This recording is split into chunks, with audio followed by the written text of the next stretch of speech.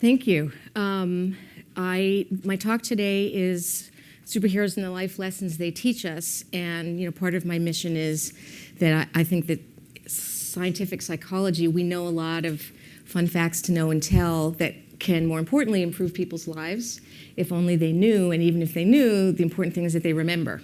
So what I try to do is teach these little kernels in ways that are memorable, and popular culture figures are great examples. Superheroes in particular are wonderful examples.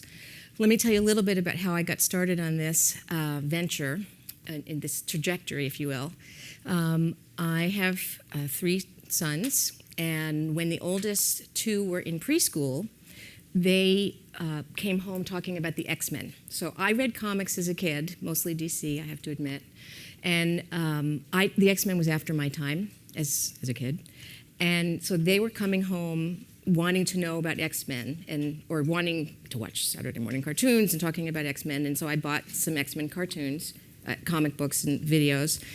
And I was also writing an introductory psychology textbook at the time for college students. And I opened up the X-Men comics, and I was blown away by how much psychology there was. Show of hands, how many people are familiar with X-Men?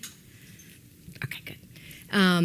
And so that kind of started me on this path. So I'll be using a lot of examples, as you'll be able to see. I'm going to talk about hopefully 4, but realistically probably 3 life lessons. One is being different can give you power.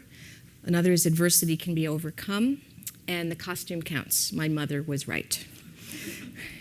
And then if we have time, I'll do superheroes aren't the only ones with alter egos. Okay, so being different can give you power. Show of hands, how many people here grew up feeling different? How many people grew up not feeling different? Wow. Okay, so 1 person raised their hand. It's unusual. Usually everybody raises their hand. So we could talk more afterwards. There is a phenomenon in psychology where human beings are wired with something called social categorization. It is, we're prone to divide the world into us versus them, and we are always in us, wherever we are. Them, the technical term is outgroup, and those people are generally considered more negatively. They have more undesirable attributes, and the outgroup is seen as more homogeneous than it really is. So, for instance, vampires, unless there's something I don't know going on, are the outgroup. And so we view them as pretty similar, fangs, suck blood, that kind of thing. And we don't generally like them, at least until recently. And that's another example of an outgroup. That's the 1966 Batman villains. I mean, they're very colorful, but they're sort of all them. Us, the term is the in-group, and we consider ourselves generally more positively, and we are more likely to help, trust, and cooperate with members of our group. So this is Buffy. Show of hands familiar with Buffy the Vampire Slayer? Okay, great. So this is her and the Scoobies, and eventually it includes vampires. So the us gets wider, and it's not simply vampires versus humans, but it becomes a little bit more complex. And the in-group, everyone has their own backstory. It's kind of interesting. That's another us, DC superheroes. And so we are prone to divide the world into us versus them, and whenever we do, we amplify the differences.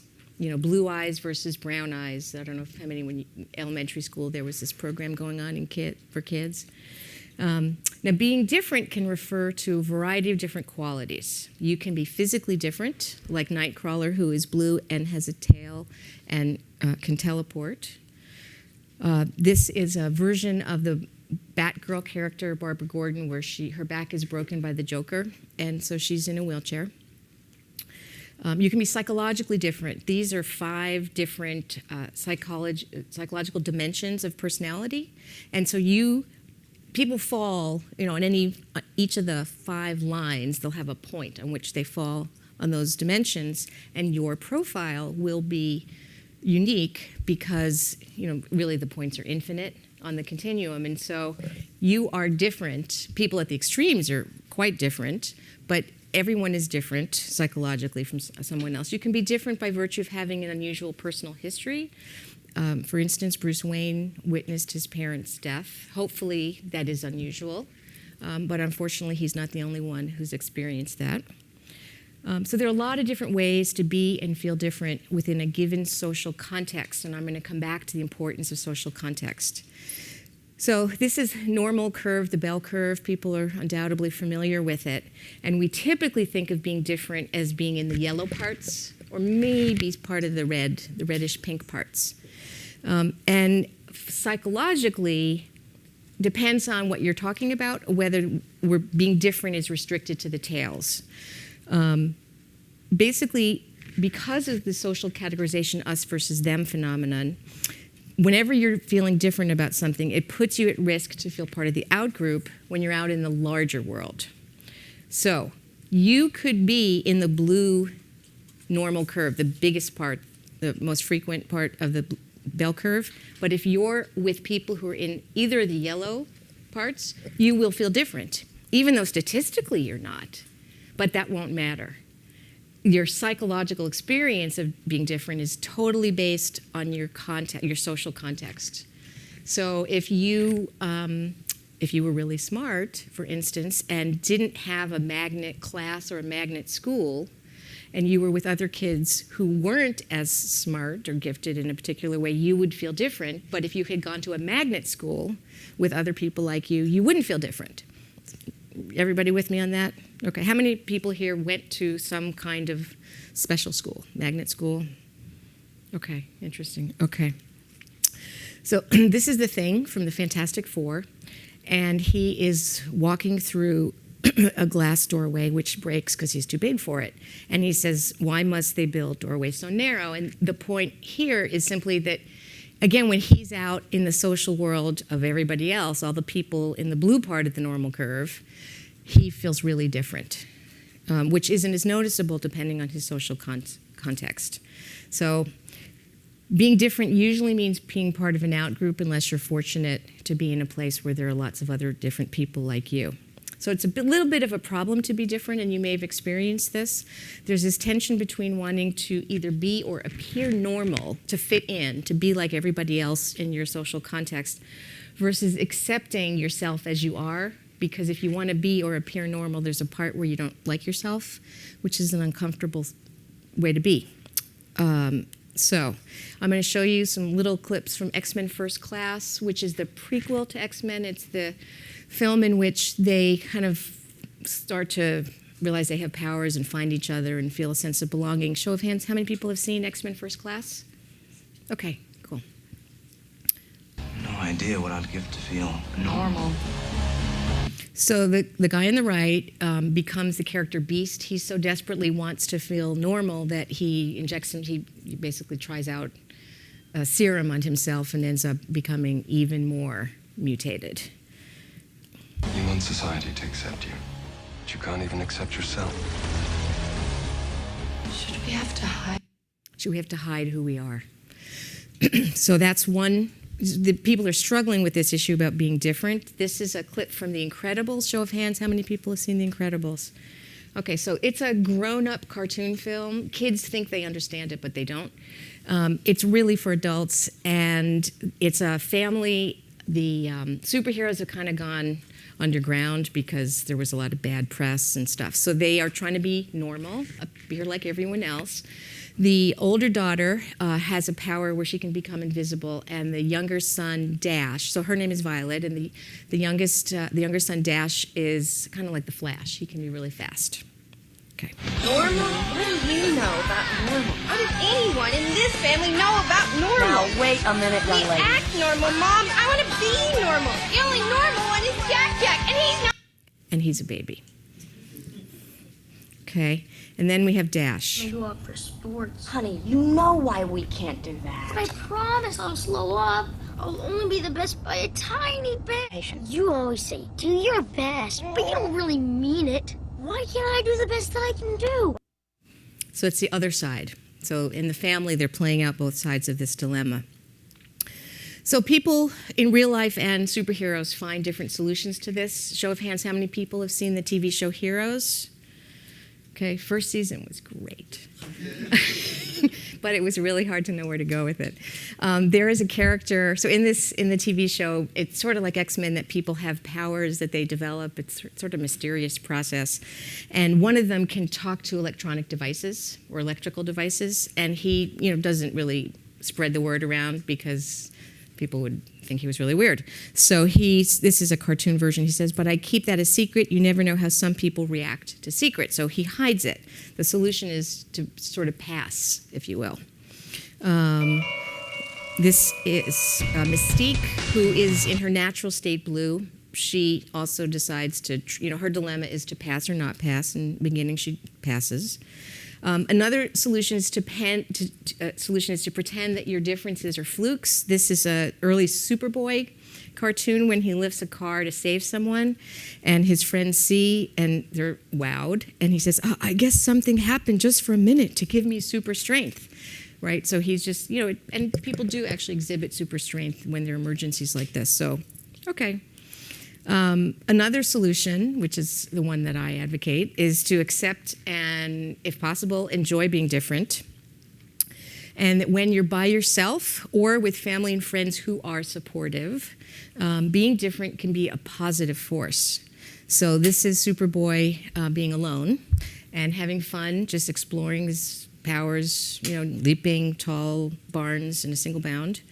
And this is the kid from Heroes, and his mom thinks what he can do is amazing, and she just thinks he's the cat's meow, and she loves spending time with him, and it really helps him be comfortable with himself. This is the Fantastic Four, and in contrast to when the Thing is out in public breaking glass doorways, when he's with other people who are sort of like him and that they got morphed, he can be really comfortable and be himself and feel proud and good. X-Men First Class, when they find each other, again, it's about finding your people, if you will. And that was The Incredibles, when they sort of acknowledge their differentness and don their tights. So how can you make being different work for you? So superheroes teach us to recognize and acknowledge the ways that we're different. But Dad always said our powers were nothing to be ashamed of. Our powers made us special. Thank you, Dash. So with recognition, when you sort of acknowledge and recognize, comes exploration. This, again, these three little steps are what superheroes teach us. When you realize you're different, you want to know, so what does that mean? What are the parameters about being different? How different am I? So from the TV show Heroes, this young woman realizes that she's never been sick. If she hurts herself, she gets better right away. So in exploring, she puts her hand down the garbage disposal and turns it on. It heals right away. It was a little cool CGI. But exploration is really important. This is a schematic of Spider-Man's spider webbing stuff. It's a little creepy, the idea that it comes out of his wrist, But it was a schematic so he could understand and explore what are the limits of this, what are the parameters. In the film, he tries to see how much he can get away with without going on empty. And this is what happens when you don't explore. This is not a DC comic. It says Superboy politely apologizes for ripping some dude's arm off. He says, "Oh man, I'm sorry, that's totally my bad." Because he didn't know the limits of his strength. This is a version in which he did not explore the parameters of his ability to be different. Also, there's control. So one of the things that Luke Skywalker does is learn to control the ways that he's different. Buffy learns to control. She has some super strength. She learns to control that. The other thing that happens when you're different and you kind of acknowledge that is you hopefully will decide to what purpose should that differentness be put. Superman, Clark Kent, struggles with the gifts that he's been given and how should he use them. NPR a while back had a little radio poll where they, if you could have a superpower, what would it be? And people would say, X-ray vision so I could see in the girls' locker room, or invisibility and I'd rob a bank. And, I think at some point it gets kind of boring. How many girls' locker rooms you want to look in before you decide, okay, now what? And That's unless you're really, I don't know, early pubescent teenager or something. So purpose becomes really important. This is all the superheroes have this. They have an ability. How do they want to use it? That's Hermione Granger, who is definitely a superhero in my book. Tony Stark, Iron Man. So the other thing superheroes teach us is to band together with like-minded folks. So these are the X-Men, Fantastic Four, DC superheroes. So this is Comic-Con, banding together with like-minded folks. I don't know what these people are, but they're clearly banding together, and they're like-minded. Banding together with like-minded folks. I mean, people are amazing. There's so many different ways we can be different. Banding together with like-minded folks. Sometimes you are the only one. There is no one else like you. And so in the middle, this is Clark Kent from Smallville. And until his cousin appears, there is no other, alien from Krypton. So the best you can do is band together with people who accept the ways that you're different and support you. And those are his friends who know that he's super. This is Hellboy and Abe Sapien. They are the only ones on Earth, but they band together with people who support them. So, lesson 1, acknowledge the ways in which you're different. Until you claim it as a part of yourself, you'll be fighting against it. Explore the boundaries of your differentness. Learn to control it. Think about how you want to use it. And then band together with like-minded folks. Okay, so each of us is different from everyone else, but we're similar in that we're all different from each other. That's the take-home message. All right, adversity can be overcome. Show of hands, how many people here have experienced, I'm not going to ask you any more details than this, experienced a traumatic stressor or significant adversity? Okay, how many people have not? Okay, you are really lucky, and I hope that lasts. Most people will in their lifetimes experience significant adversity. And a fun fact to know and tell, well, actually, first let me ask you this other question. So based on what you know of the world, if someone has a traumatic event, do you think the likelihood is greater than 50% that they'll develop post-traumatic stress disorder? So if you agree that at least 50% of people who experience a trauma will get PTSD, raise your hand. Okay, wow. Okay, so I was in this group, as a psychologist, I was in this group until I read the statistic that only 20% of people who experience a trauma go on to develop PTSD, which is not what's portrayed in the films and movies and books. And so I just thought that was really interesting, and we know a lot now about what makes people more vulnerable to developing it. But I'm not talking about PTSD today. It's a little interesting fact. I want to talk about the 80% of people and the people who have PTSD who kind of move past it, which is adversity can be overcome. Many superheroes have experienced significant adversity. Just to name a few, we've got Peter Parker, who initiated a series of events that led to the murder of his beloved uncle and guardian, Ben. Professor Charles Xavier is a telepath and was through the Holocaust and experienced, many people's deaths in his mind. Jean Grey is similar as a kid. She was a telepath and experienced the death of her friend in a car crash, depending on which version. Anakin Skywalker, where do we start? But he witnessed the torture and then death of his mother, then turned to the dark side.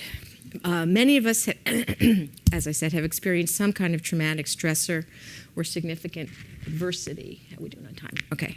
I'm going to skip over the specifics of stressors, of the specific kind of stressors and adversity that people can have, because we kind of know them. But if we look at our superheroes, what type did they experience? So this is Bruce Wayne, and witnessed the murder of his parents, and his own life was in danger. And then I'm going to show you Tony Stark from Iron Man 1.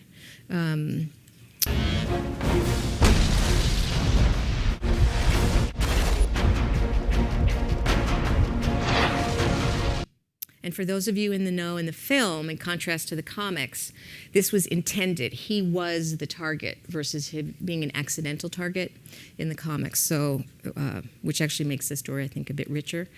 Intended personal violence is the one that tends to leave the biggest wake. So if you were assaulted versus in a natural disaster, you're more likely to have a bigger psychological effect. People cope with adversity and trauma by making meaning of their events and the aftermath. And they understand it in a larger framework about the meaning of life. So for most of us, before adversity hits, we have a set of global beliefs. They include a belief in a just world, which is that you deserve what you get and you get what you deserve. It's a little circular, a little childish, but nonetheless, that, we're human. That it's possible to trust others, not all others, but there are some trustworthy people out there, and that it's possible to be effective in the world. Okay.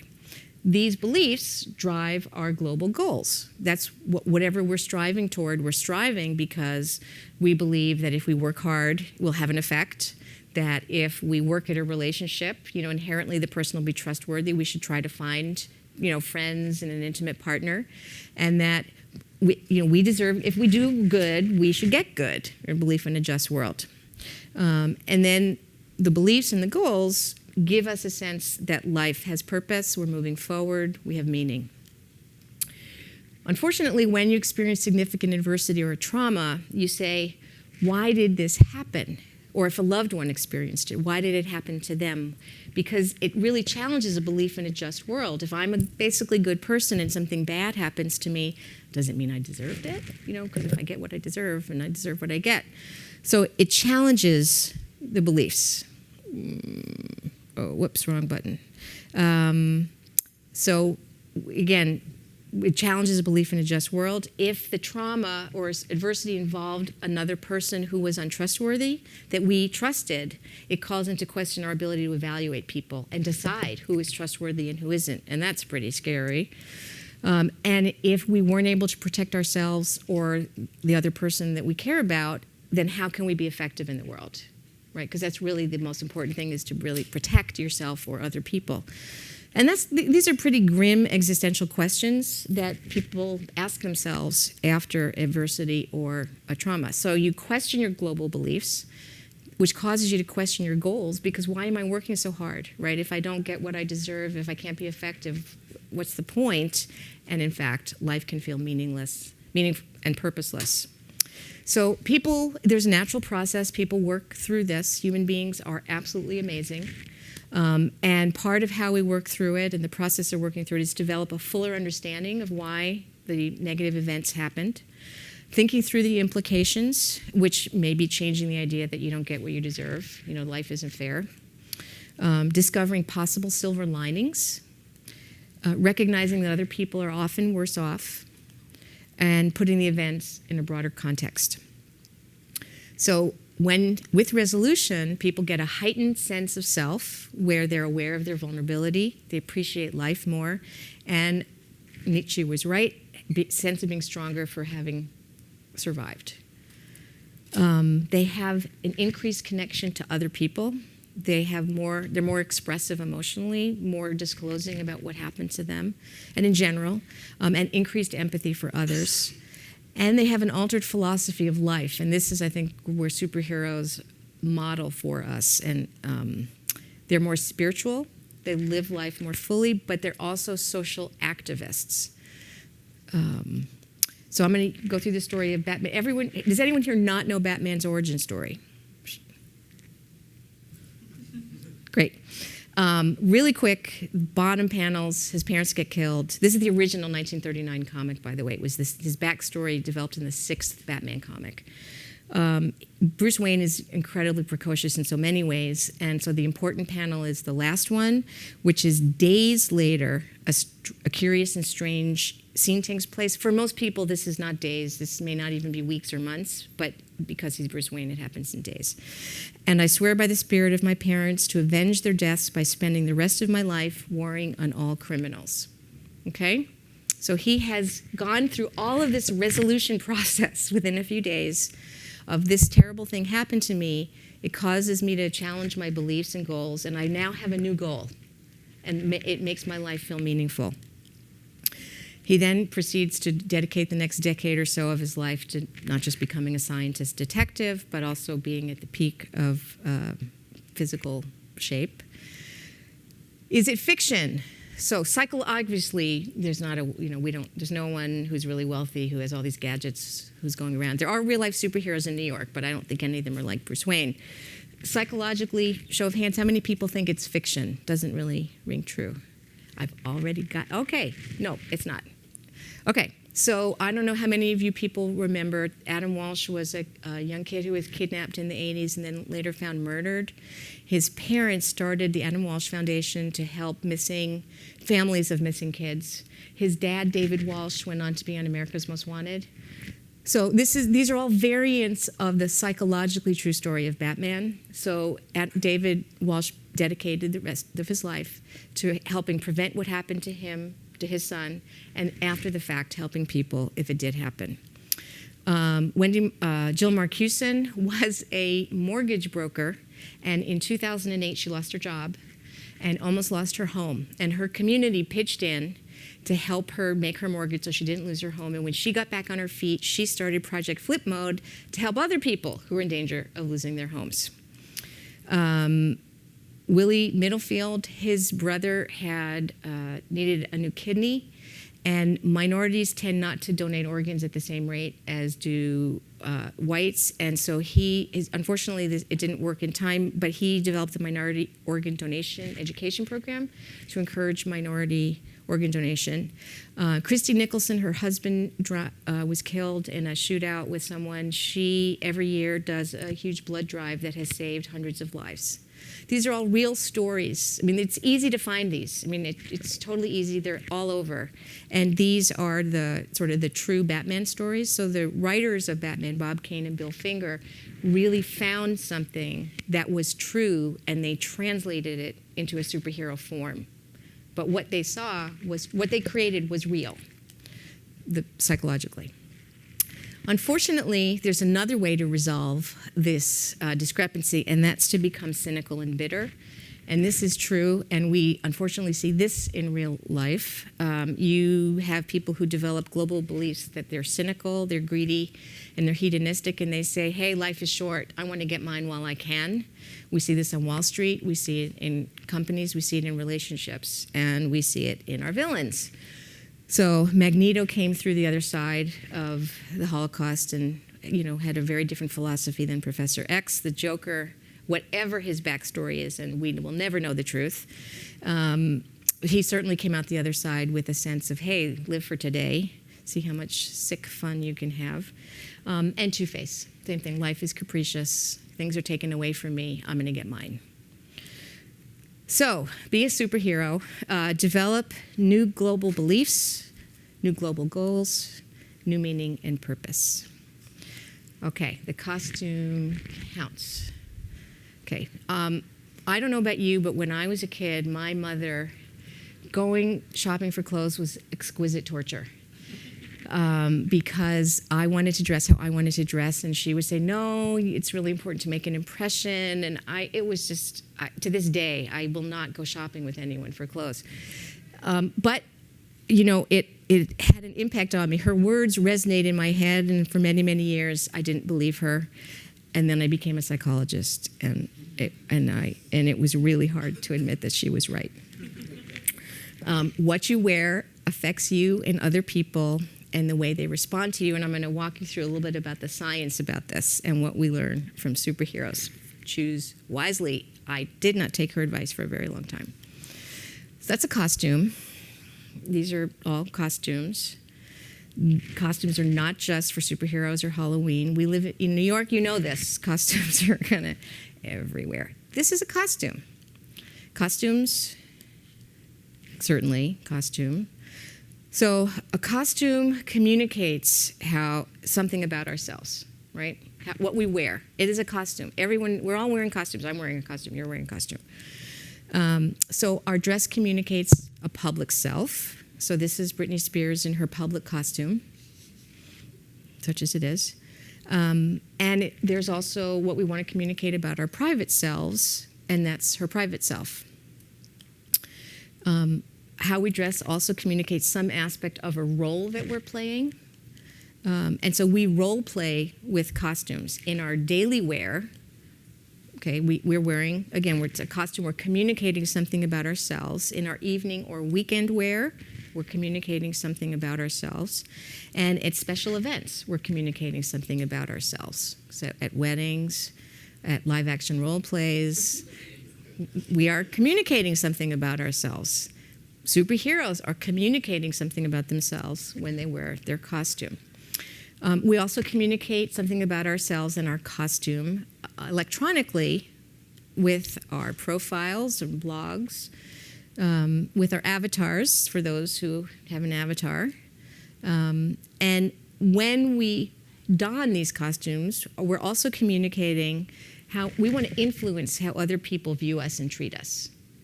Or we should be. I mean, I didn't think I was, but my mother was right. So people do form impressions of you based on what they glean from your costume and your appearance. So, okay, what do you think about her, real quick? Just shout out whatever. What do you think of her? What are you inferring about her? Happy? Preppy. Okay. What made her look preppy? The plaid. Okay. Anything else? Any other thoughts? Into manga. Because of her costume, it looks manga-esque. Okay. Any other thoughts? Okay. Ironic because she's sort of going over the top in the schoolgirl sense and kind of back around the other way, or at least that's one okay, going over the top. Okay, good. I gave this talk last night, and I've never had this happen before, but someone said they thought she was a prostitute, and another person thought that she was a stripper. Wow, that had never entered my mind. Show of hands, actually. How many think that's possible from seeing this photograph? Whoa. Okay. Okay. So the point is, we all make inferences about each other. Some of us make different inferences than others, but we all make inferences about people based on how they look and how they dress. There also is a whole other litter. Her posture is also such that it's going to lead you to make things. It's not simply what she's wearing, but it's her nonverbals as well. Okay, so it happens really quickly. We just make these evaluations. How does this process work? So there are two ways we evaluate people based on their costume.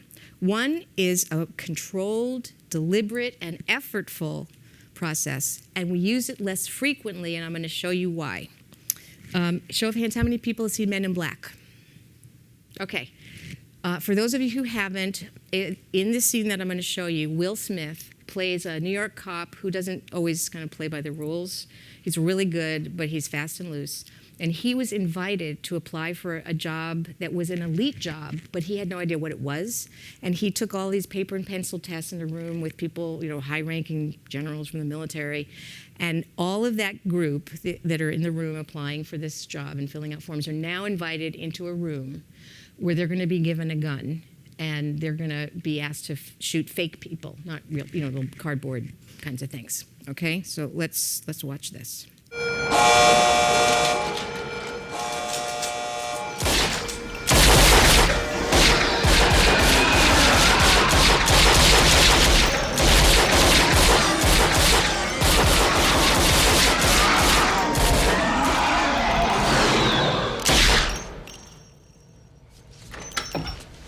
Edwards, what the hell happened? Hesitated. May I ask why you felt little Tiffany deserved to die?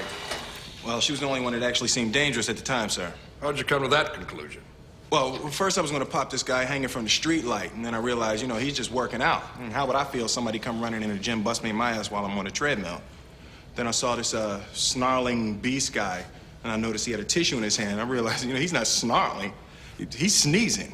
Ain't no real threat there. Then I saw little Tiffany. I'm thinking, 8-year-old white girl, middle of the ghetto, bunch of monsters, this time of night with quantum physics books.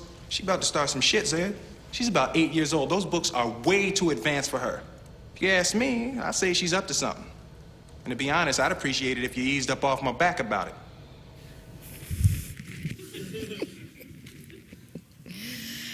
Why don't we do this all the time? It takes way too much effort to sustain this. We actually cannot do what Will Smith did all the time. If we did, we wouldn't be able to function and do anything else. the cognitive load is so high. We can do it sometimes when we try, when it counts, like he did. But it's just not possible to sustain. So what do?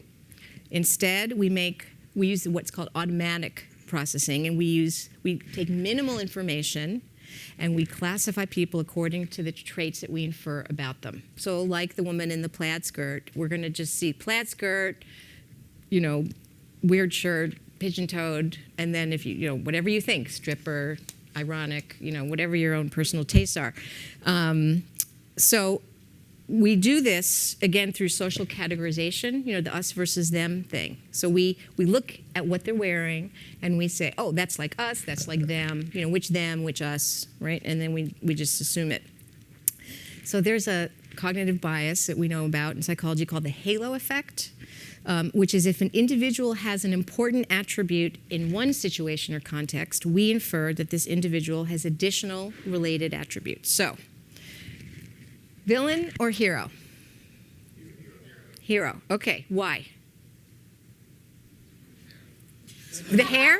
Okay, yeah, no, it's the Superman little twisty thing. No, that's true. What? Square jaw. Square jaw, yep, okay. Cleft chin, right? Any other thoughts? Smiling, okay. Nice cape, okay.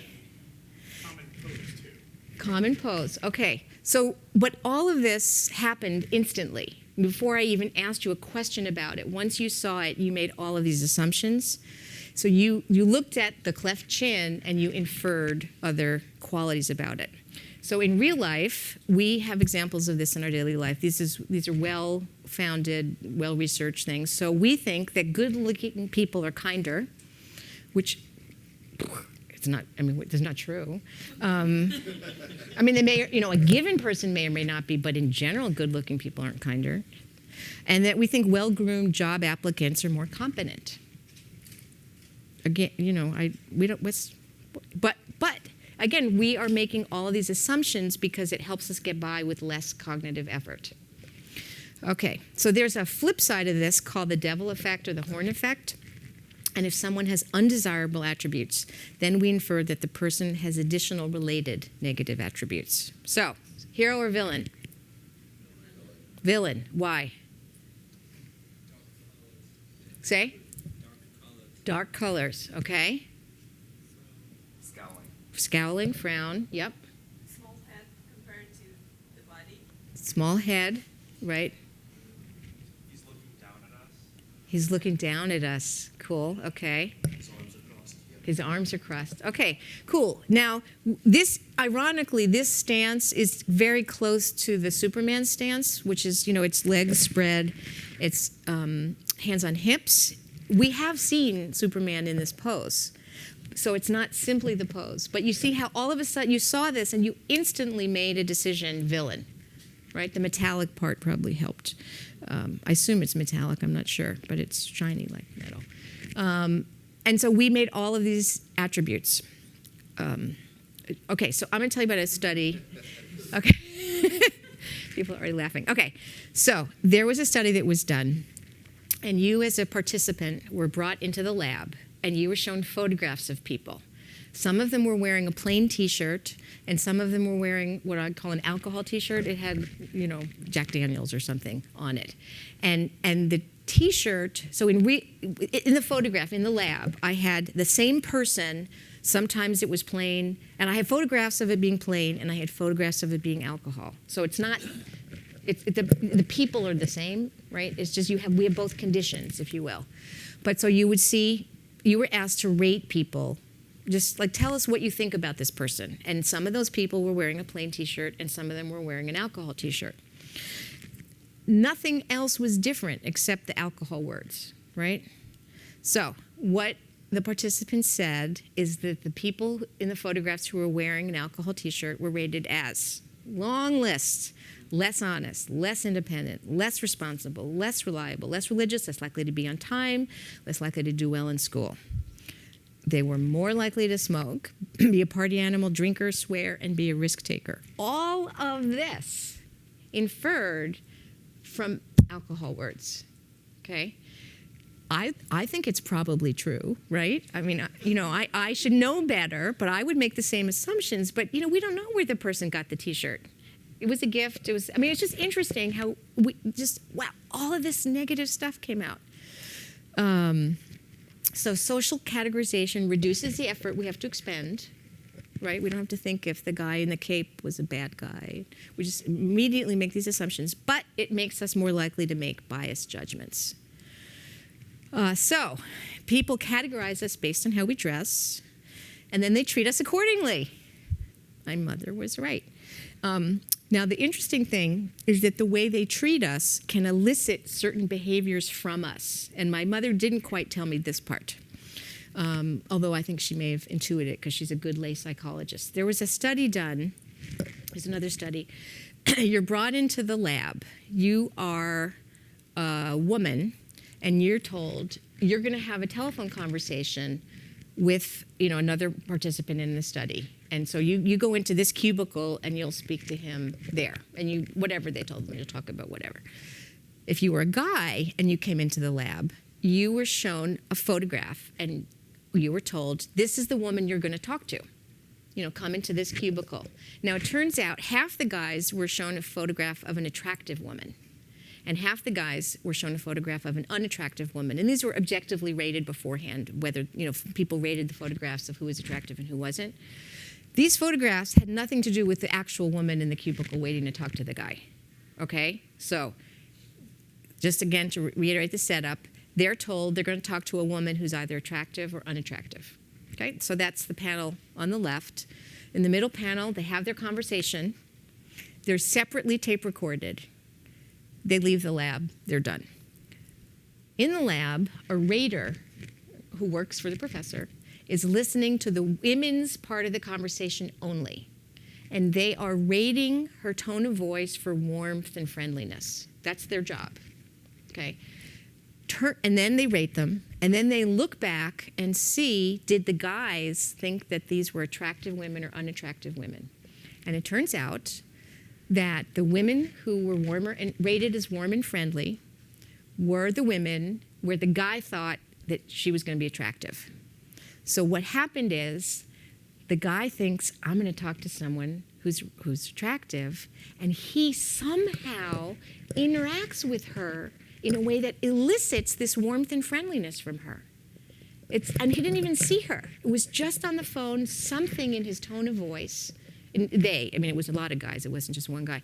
Something elicited from her behavior that made her conform to how he assumed she was. Okay? So, it becomes a self-fulfilling prophecy where the way you dress causes people to treat you accordingly, and how they treat you then elicits that behavior from you, whether you want to or not. This is all unconscious. This happens like in the ether between people. It elicits the behavior, and it becomes a self-fulfilling prophecy. So, people will make inferences about you based on your appearance, and most of the time, they will not be Will Smith. They will not make that extra effort and go beyond a snap judgment. So their judgments affect their behavior, which affects your behavior and thoughts or feelings without your knowing about it, and it becomes a self-fulfilling prophecy. So, what costume do you want to wear? You should ask yourself, what part of yourself do you want to hide or express? What role do you want to play? What snap judgments do you want other people to make of you, because they will? Are you willing to have these become a self-fulfilling prophecy?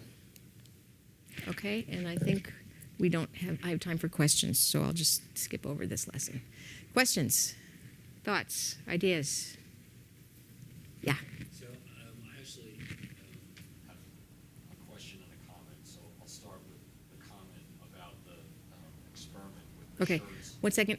Is there a mic they're supposed to go to? Oh, can people who, I'm sorry, if you have a question, just go to a mic. Sorry, I forgot about that.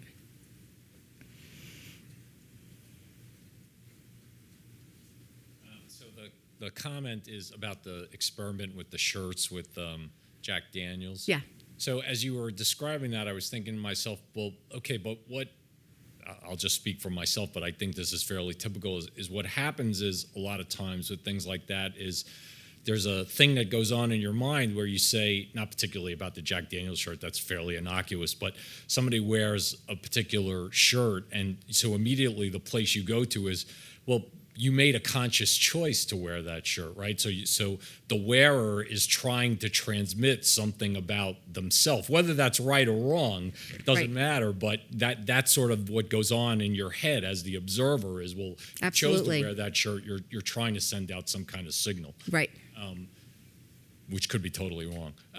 The other thing is about sort of superheroes. So I'm the father of 2 boys who are both adults now, but the one thing that struck me, and I read comic books when I was a kid, and I'm old enough that I remember the George Reeves Superman, although it was in reruns. I'm not quite that old. So, but one thing that struck me with both of my sons was how early the hook sank about superheroes. I mean, I can remember my older son being like 18 months old, taking his baby blanket and asking us to wrap it around his neck as a cape, And I never, in fact, at this point, I wish they'd wean themselves from that stuff, but, maybe by 40 they will. Or not. But yeah, maybe not. But the one thing that struck me was sort of, there's got to be something deeper going on there, right? There's something in there sort of very, very young minds. There's something that's resonating in terms of what they desire to be, or I'm not sure exactly what it is, but that the hook sinks so early. I mean, obviously, there's a lot more. If all your friends are surrounding you and they're all carrying Spider-Man, lunch boxes, and there's a lot more of that stuff certainly when I was younger. But I'm wondering if there's something deeper than that it's not just media pressure, that there's some hook that sets in very early. Absolutely. And actually, the book that's not on sale there, Our Superheroes Ourselves, addresses some of this question. It's essays by psychologists talking about our relationship with superheroes and the ways in which we're similar to and different from superheroes. Before there were superheroes, it was cowboys and Indians. It was probably Samson versus Delilah. Throughout history, kids play, and they play about characters that they know, Bible figures. If they're exposed to superheroes, it's superheroes. Kids really want moral clarity about right and wrong. And I think part of what superhero stories offer, aside from the violent part, is the kid superhero stories offer moral clarity, and they also show that sometimes doing the right thing is hard, which is a lesson that we actually want adults to remember. So being a whistleblower is a great example. That's a sort of superhero tale without the power. Kids are just gravitated toward moral clarity and also power. I mean, kids are unbelievably powerless in the world. They have so little control over anything. And the idea of being this superhero and having all of these powers and being able to do all of these things is amazing. And then the other piece, just to address that, is that kids are easily self-hypnotizable. In the Western world, most of us lose our ability to hypnotize ourselves. But kids are amazing at it. That's their fantasy play. They are there. And so superhero stories, when they imagine them, it is incredibly vivid and as if it's real. And so when they put on a cape and imagine themselves flying, they are self-hypnotized. I mean, they're not, going to jump out a window or anything like that. Or unfortunately, actually, occasionally that happens if there aren't screens on the window. But it's very vivid and powerful for them in a way that, dream life can be this amazing release and experience that when they imagine being a superhero, it taps into something very primal. Before it was superheroes, it was something else. But I think that urge is there. Yeah. Hi. So you talked about the inferences that we automatically make based on the visual cues that we observe. And I understand that as an empirical observation. You also gave the advice that be careful what you wear. Yes. As I felt like that was a little insufficient if you don't talk about the conditioning that is done on society and why those inferences are actually made, because there's nothing about looking at a character from below or looking at a character from above that that is any correlation to good or bad, negative or positive. So I was hoping you could talk a little bit about reconditioning. Sure. Yeah. So we all of us have our own unique learning history. Some of it is shared if we watch the same films and movies and TVs, or read the same books, or are exposed to things. Then part of our learning history is shared, and part of it is unique to our family and our community, and then our own personal unique history that no one shares. And all of those go into the assumptions and inferences that you make about people. So, for instance, I have two sons who work at Google, so I feel like I can say this. So if you grow up in a family where people don't iron their shirts, and your kids will have certain assumptions that are going to be different about people who wear non-ironed shirts, who wear rumpled shirts, than someone who grows up in a family where the underwear was ironed. And so that will influence what you think when you see someone in a rumpled shirt. You can absolutely kind of overwrite what you've learned with new learning. And so if instead of working at Google, you now end up working on Wall Street, and you are told in no uncertain terms that you need to have a suit and a tie every day, and it needs to be a really expensive suit, and you should definitely have ironed shirts, you will have new learning, and you will learn whatever the culture there wants you to learn about ironed shirts, about what it means. So humans are great learners some of the time. And so in this context, you would learn new things. If a film came out that shot the superhero the other way round and the villain from above, and that was the new point of view style, then we would just unlearn that. We would learn, this new learning would overwrite the old learning. Did that answer your question? No, did that answer your question? No, okay, not really? So I totally understand, the conditioning of inferences. Yeah. But what I was getting at is the fact that they are very subjective, and they sometimes result in undesirable effects against other people. So I think there has to be an effort to recondition those the factors that cause the inferences, so that there's I guess. Okay. Right. So the effort to recondition more accurately. The problem is it's like the Will Smith dilemma. We can't do that all the time. We just can't function in the world and simultaneously be reconditioning ourselves and checking what are the assumptions we're making about people. Is that true? We can do it some of the time when it counts. Right? When we care, we can do it. When I'm meeting someone for the first time, and I know if I'm looking and I say, oh, this person is X, Y, and Z based on how they look, I can take the time to get to know that person. I can make a decision to take the time to get to know the person, to see, are my hypotheses about them correct? But we can't do that all the time. It's just a huge amount of effort. Yeah. Question about your specific choice of hero exemplar for lesson 2. Okay. Specifically, Batman as an example of someone who is psychologically well-adjusted to psychological trauma. Okay. Okay, let's put down the gauntlets here. Okay, go ahead. Okay.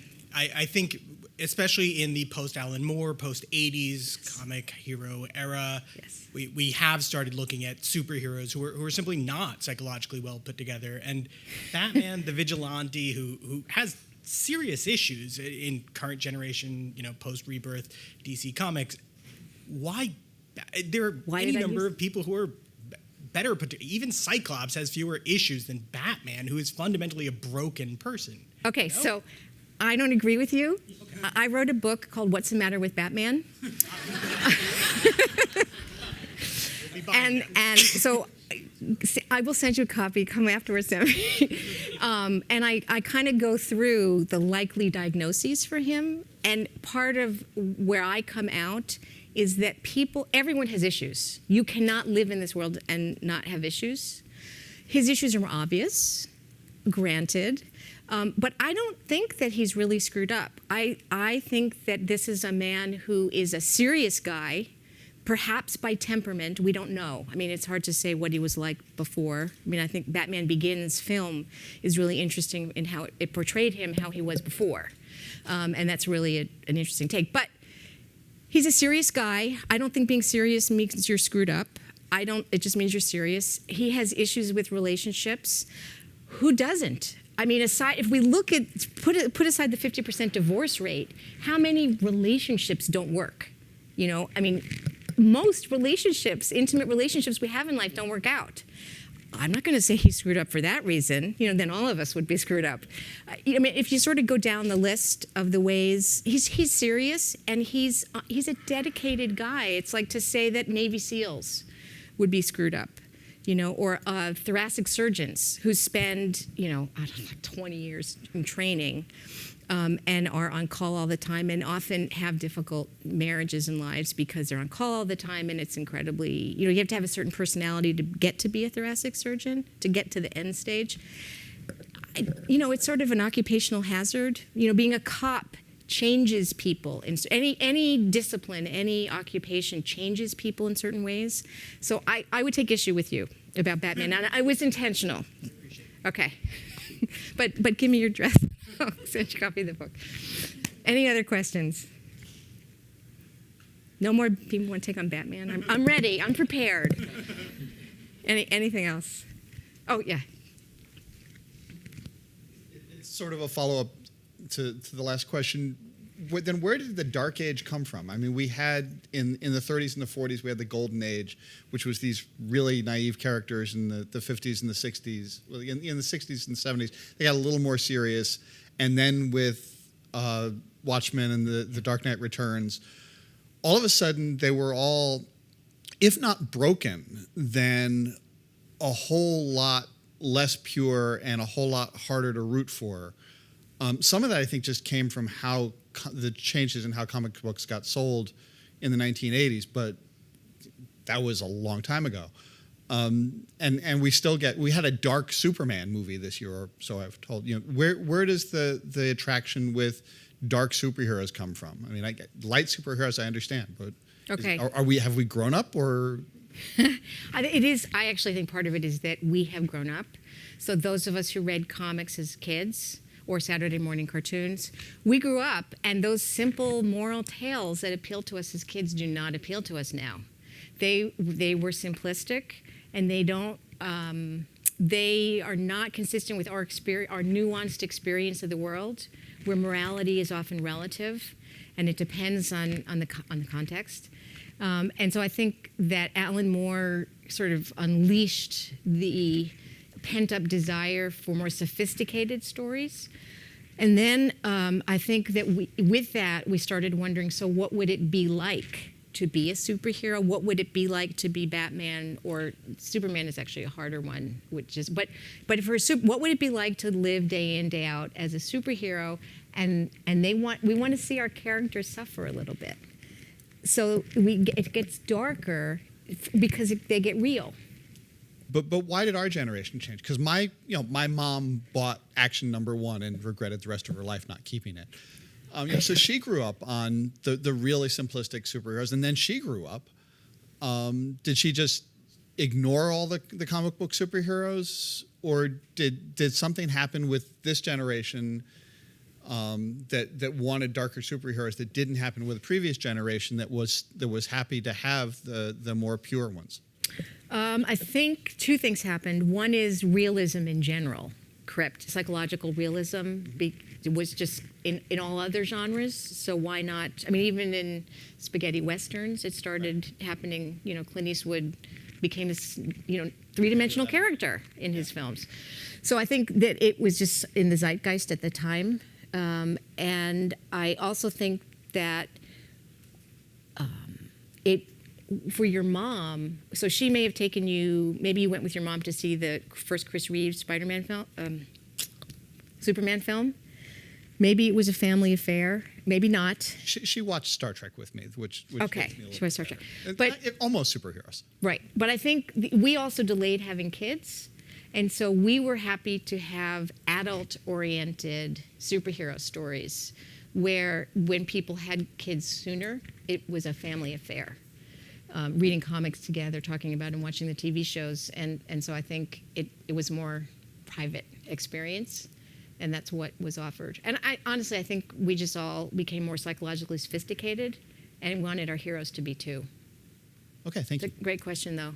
Any other questions? Yes. But isn't it the case that the early Batman was a lot more violent than later? And it certainly was the case that the comics in the early 50s were a lot more violent than they were before the comic code. Yes. And before the Watchmen, there was Frank Miller, turning Daredevil into somebody who drops somebody to break all the bones in his body. I mean, it didn't happen immediately. Right.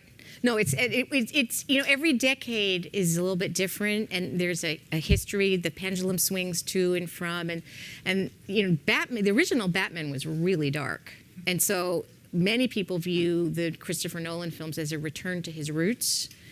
It was very dark for its time. So, yep, right. It depends on which era. Michael Uslan, who was the executive producer of all of the recent Batman films since 1989, has thought deeply about Batman, says that he extends it beyond Batman. But whenever you were first exposed to a superhero, whatever version that was at its moment in time, that's your template of the real superhero, and everything else is sort of a deviation from that. It's like an imprinting, and I think there is something to that. Yeah. Any other questions? Okay. Thanks. Great questions. Thank you.